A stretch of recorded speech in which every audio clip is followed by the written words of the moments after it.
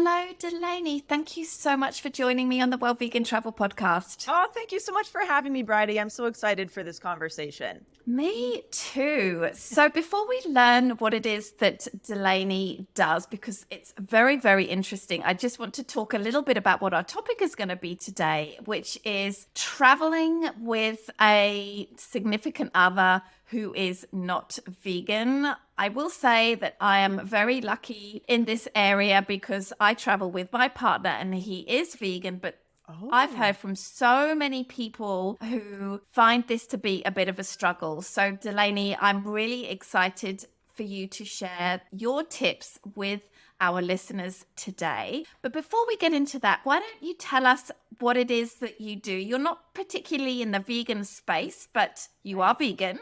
Yeah. So tell us what it is that you do. Absolutely. So I'm a professional podcaster. I co-host the Self-Helpless podcast, which is a comedic personal growth show. I've been doing that for over 5 years now. And then I own a business consultancy. I mainly help mental health and wellness professionals grow their businesses through branding and marketing and media, all with the foundation of mindfulness and minimalism involved.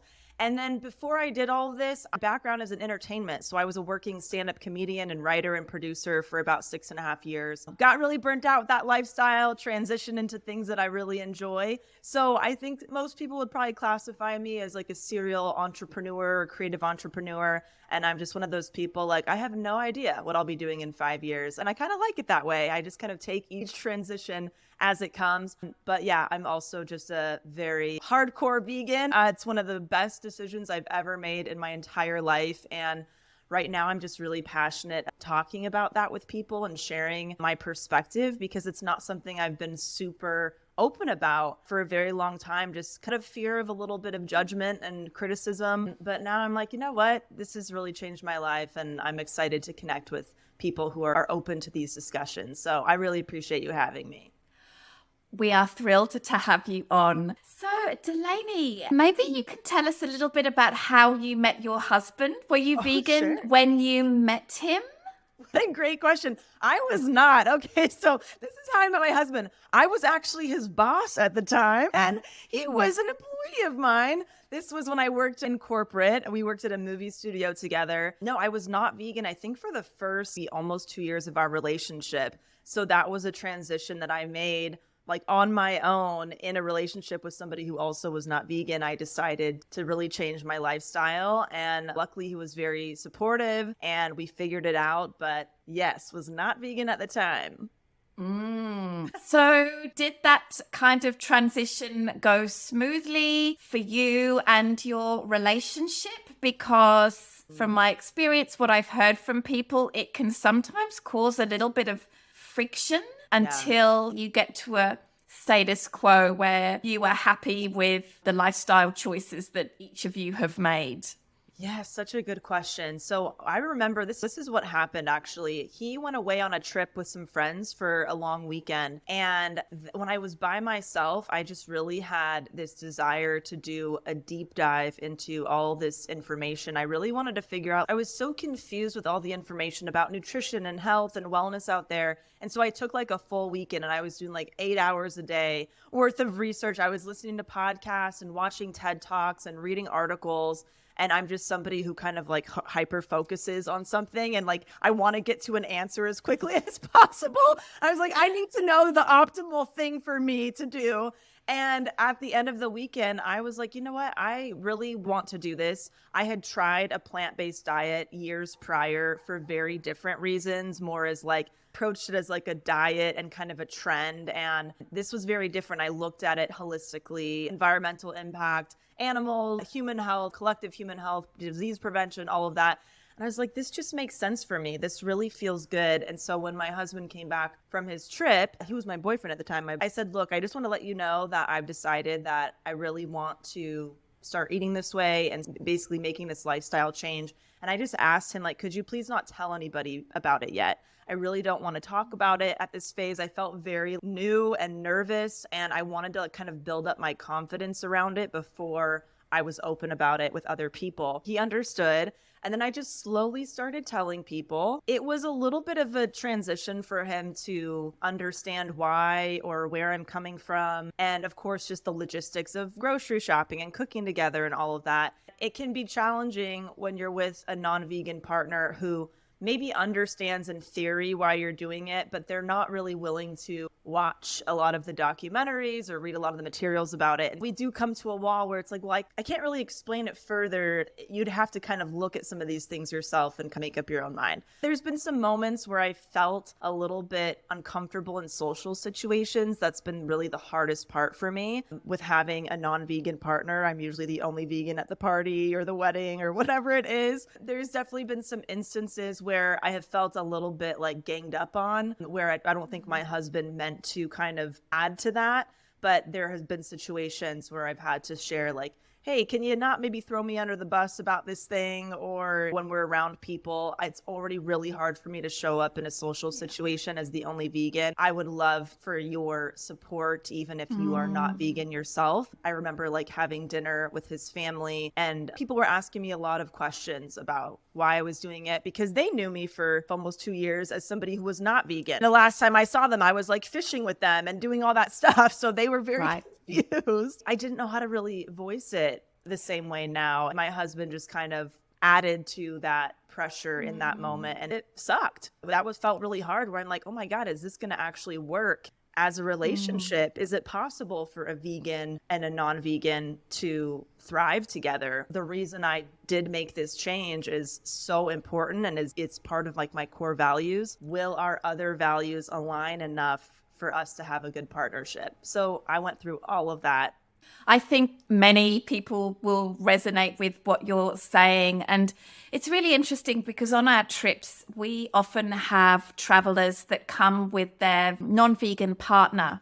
Yeah. And they are so lovely. And it's really interesting because you might think that the vegan has dragged them on this trip kicking and screaming, right?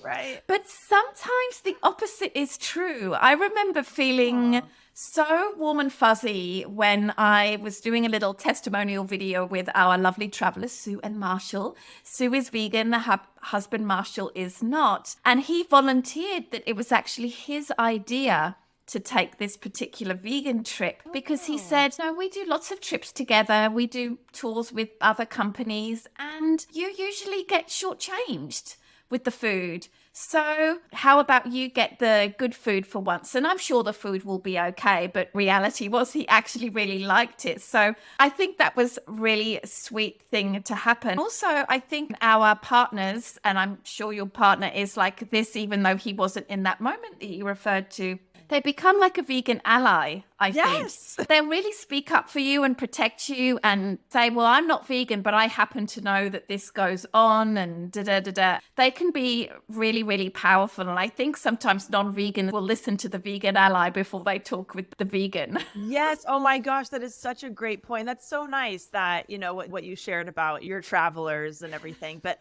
my husband has become like absolutely a vegan ally and he will stand up for me in certain situations and he will share with people like, no, this food is really good. You have to try it. His parents were just in town recently. It was his idea to take them to one of our favorite vegan restaurants. It was not my suggestion. So he has been incredibly supportive. And I think in the beginning, it's just a learning curve. Like he had no idea how I was feeling. And when he was kind of adding on to the questions in that felt like a high pressure situation or family dinner. He didn't realize that I was so shut down and I wasn't even sure how to navigate it myself, let alone talk about it with other people. And so once I voiced that, he understood and he acted differently in those situations. But yeah, it takes some getting used to like any other lifestyle change that you can think of. But years later, I think I've been vegan probably almost 5 years now. I don't even think about it anymore. Actually, a guest on my podcast recently was talking about, gosh, it must be really challenging to have vegan and a non-vegan in a relationship. And I was like, actually not anymore. Maybe in the beginning, but we don't even think about it. We're just so used to doing that with each other. So it's overall been good. So if you are listening to this and you are kind of stuck in that beginning phase, it does get better. And if it doesn't, then I think there's a different issue going on that needs to be addressed and maybe not just the logistics of one of you is vegan and one of you isn't.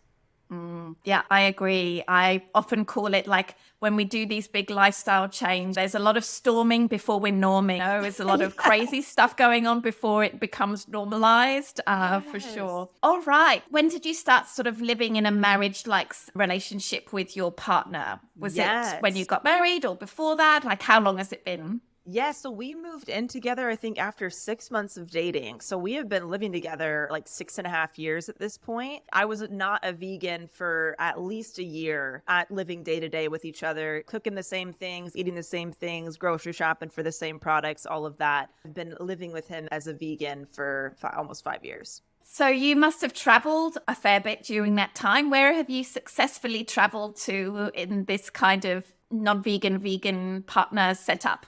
Oh, yeah. We are planning a trip to Ireland right now. So that's a trip that we have coming up. Very excited about it. It's our honeymoon, years after our actual wedding. We have been to mostly just places in the US, Portland and Colorado. We've been to Mexico together. We haven't done a whole lot of like international travel. We've been to like Minnesota a bunch of times and Wisconsin and Illinois. My husband is from the Midwest. So we've gone a lot of places out there, which I'm very surprised by how many vegan options I have been able to find. I remember traveling to visit his family in Rockford, Illinois, as a vegan for the first time, thinking, oh my gosh, what am I going to eat while I'm here? This is going to be horrible. We went to a grocery store and they had more vegan options than I had in my local grocery store in Los Angeles. I could not believe the amount of options they had. I just never looked for them before. So I had no problem going grocery shopping. His family was very kind and took me to like their local vegan restaurant, which I didn't even know they had one there. So that really opened my eyes of like, wait, what else has been around? I just haven't been noticing or looking for it as somebody who was not a vegan for 28 plus years of my life. I think that was a big moment for me when it comes to travel is like, if I can go to nowhere, Minnesota and find something to eat, I'm probably going to be okay in most places. I was really shocked. So I've just been pleasantly surprised and I'm not really concerned about it anymore. There's usually something on the menu I can modify, or they have a full vegan option that doesn't need any modifications. It made me feel better about travel. I was very nervous in the beginning and now I've been much more open to it since then. Yeah, I'm wondering because this can add an extra little layer of complexity I find in travel. If one or both people are foodies. Yes. Are you both foodies? Because if you both want to really enjoy the cuisine when you travel, this is where things can come a little bit unstuck. So I want to gauge a sense as to how sort of food focused you are. Oh, what a good question. I am definitely the foodie of the couple. My husband Cam likes food, but I am truly in love with it and I plan my days and my trips around it. I think that's worked out a little bit, but our kind of rule of thumb when we travel to a new place together is I pick a restaurant that I want to go to and he picks one that he really wants to go to and we both go together and he'll eat whatever is on the vegan menu and he really likes vegan food. And I will just make sure that whatever restaurant we're going to, if it doesn't have a lot of options for me, I will eat before or after or both. I will look at the menu and see what I might be able to modify or kind of piece together.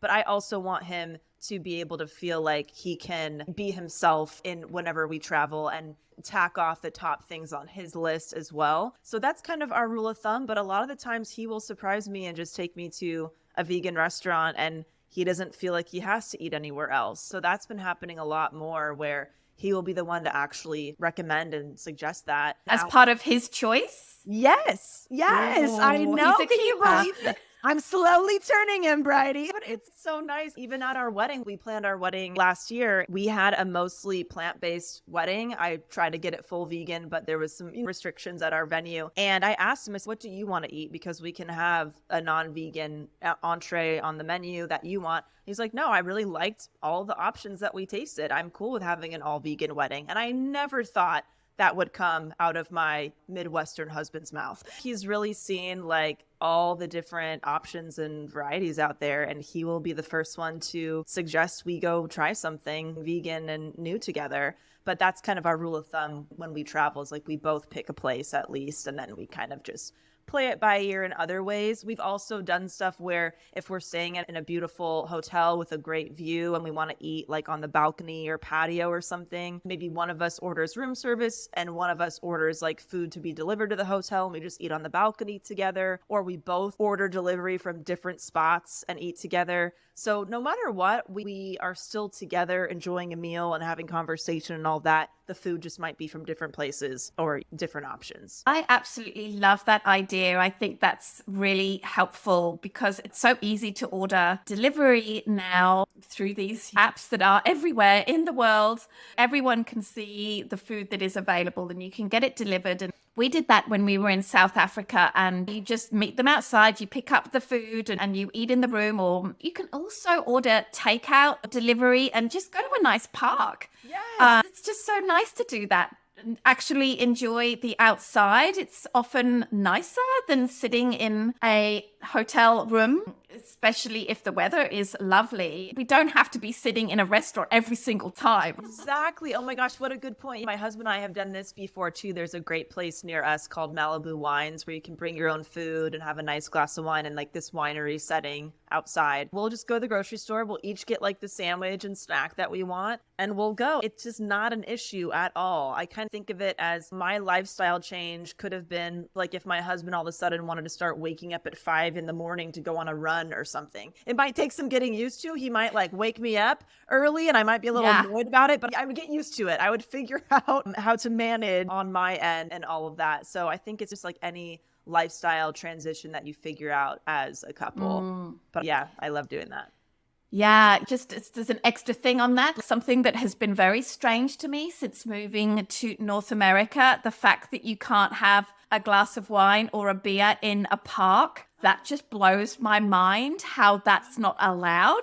Oh my gosh, I didn't even know it was allowed other places besides like Las Vegas. Are you serious? No, in Europe, you can take a bottle of wine and have it in the park. It's the best. Oh my gosh, that's incredible. Well, I'm adding that to my to-do list when we travel. I just would never think that would be allowed. I would never even try to do that because you're born and raised out here. It's like, oh, you get in really big trouble if you do that. Yeah, in Vancouver, they're slowly introducing like a few small parks where you're allowed to picnic and have a beer or a bottle of wine, but very small number of places. Anyway, that's my little North American rant. That's a hot tip for me, though. I'm definitely going to be doing that now. Yeah, definitely head to Europe, picnic, have wonderful picnics. It's awesome. Okay, so do you have any other tips that you would like to share about how you navigate this travel with your non-vegan husband? Sure. We covered a lot of like food logistic stuff. And then when we just travel together, like any other couple, we just really prioritize what is each on like the top of our list. So we always make sure like whatever's your number one and my number one, we try to plan and do that first. And then we just kind of go off of the list from there. So for example, we're going to Ireland in May coming up. My husband really wants to go on the Guinness tour. So we're definitely doing that. I want to see the Cliffs of Moher. So those are like happening in the very front of our trip. And then we also just leave a lot of room for spontaneity. We'll book the accommodations for the most part. We'll book some of the activities, but we also just like to kind of walk out of our hotel room and see what happened. That's a nice part that we really enjoy doing together. Some other things that I never thought of when I was not a vegan is you might go to a place where a lot of the activities might be animal related, like a horse and buggy ride or the local zoo or something like that. Now I just look at whatever the local animal sanctuary might be in that area. So that kind of fulfills that need to maybe see animals when you're traveling that I never thought of before. So that's been kind of a fun one for us. And I even had my bridal shower at an animal sanctuary near me, which was so much fun. Highly recommend it. These things I just never had to think about when I was not a vegan of what am I going to participate in and what am I not going to participate in? And what does that actually look like? There was a trip that I took with some friends that some of them like wanted to go horseback riding or something. And I was like, just don't feel like doing that. I'm going to go over here and do like a wander around kind of a thing, adventure instead. And so it's just knowing like, what are you going to do and what are you not going to do? And how will you rectify that with whatever group you might be traveling with or partner or something like that. For me, that's gotten a lot easier over time. Now, like 5 years later, my friends and family, they just know me. They know what I will and won't participate in. So they don't even invite me to certain things anymore, which I appreciate. Like we went to the bacon festival last weekend, but we didn't think to text him. Like, I appreciate that. You know me very well. I don't need an invite. It's all good. So really kind of narrowing down our top 1 to 3 things on each of our lists, because we usually just travel with myself and my husband. We can get to more than our top choice. So it's usually like, what are your top 3 things that you must do when you're in town here? And we will make sure we prioritize that for each other. It just always bums me out. Like if you do travel with maybe a group of people, if one person didn't get to do the main thing they wanted to do on the trip. And so I just never want either of us feeling that way, vegan or not. And what's cool about the trip that we're planning right now to Ireland is that my grandfather was born in Dublin. And so there's a lot of family kind of heritage stuff that we're doing while we're there. The Guinness tour that my husband wants to do, that was like my great aunt had her first job at the Guinness factory. So it's like, okay, he's getting to do something. I'm kind of seeing where a family member used to work. And I'm also looking at what vegan options for beer do they have there, because a lot of it is not. It's just kind of that happy medium of all of things, like making it meaningful and fun, and also making sure we both feel supported in our lifestyle choices. So yeah, that's kind of a snapshot, but I'm happy to expand on any questions that you might have. Yeah, I think you've explained this. It's obvious that your partner is really supportive and an ally and open to vegan food. And like you said, if that's not the case, then, maybe the relationship might not work out. But I'm really happy to hear that you guys have figured out a way that works for you. I'm sure our listeners will use these tips. That's awesome. I'm wondering if you might tell us a little bit more about your upcoming trip to Ireland. It's a destination that I don't know much about. Are you the person that does most of the planning for travel? Actually, we do pretty much 50-50. My husband is very good at like finding the flights and booking that and figuring out, credit card points and how they apply to hotels. So like all that stuff just is over my head. It's very overwhelming. I like looking at the activities and the Airbnbs and the hotels and all of that kind of stuff. So I would say it's very equal, which is really nice. And we both do the things that we enjoy when it comes to the planning. This is a trip that we've wanted to take for so long. I'm actually just so grateful that it was both at the top of our list for places to travel, because I've wanted to go there since I was a kid, because a lot of my family is from there. And it just happened to be on his list too. And so while we're there, we're going to do, of course, a lot of the touristy things, but we're also doing a lot of things that are very meaningful to my family, like visiting the Glasnevin Cemetery, not as a tourist, but where my family burial plot is. Maybe not the sexiest thing to do on a honeymoon, but he is very willing to do those things with me. I'm going to visit my grandfather's parish where he used to go. And we're actually staying in a hotel in Dublin. Before it was a hotel, it was my grandfather's childhood home or like apartment. So we're actually staying on the exact floor that he lived and that he was born on and all of this stuff. How special. Yeah, it's so cool that we are wrapping all of this into something just really meaningful for myself and my family, but also me and my husband. It's a mix of just like everything that's good for the soul, I feel like, is going to be in this trip. The beautiful scenery that we've been wanting to see, but also the meaning behind it. Those are a few things that I'm really excited to go to. There's also a cafe, I think it's called Bewley's or Brewley's or something along the lines out there. I've heard of that, I think. Yeah, apparently that's been around for a very long time. My grandfather, his sister used to work there. My grandfather passed away last year at 94. So it's been around for a long time, and we're going to eat at that cafe. I looked it up and it has plenty of vegan options. I couldn't believe it. I was like, oh my God. It's just everything feels like it's very much falling into place around this trip, where every location we're doing, it's multiple things behind it. It's a great vegan experience. It's a great experience for myself and my husband that we wanted to see, but it also has like this deeper meaning of where I'm actually going to see where a lot of my family grew up and came from. And I think that is just really, really cool. I'm so excited. Of course, we're going to do the touristy stuff too. Kiss the Blarney Stone, all that stuff. But I think I'm more looking forward to the local spots and going to some of the places that are meaningful for my family. Delanie, would you come back on and tell us all about it, please? Yes. Oh my gosh. I'm keeping a journal. One of my friends gifted me a journal just for this Ireland trip to write down all the places we go to and maybe how it's connected to my family of origin and all of that stuff. So I would love to share that. That would be awesome.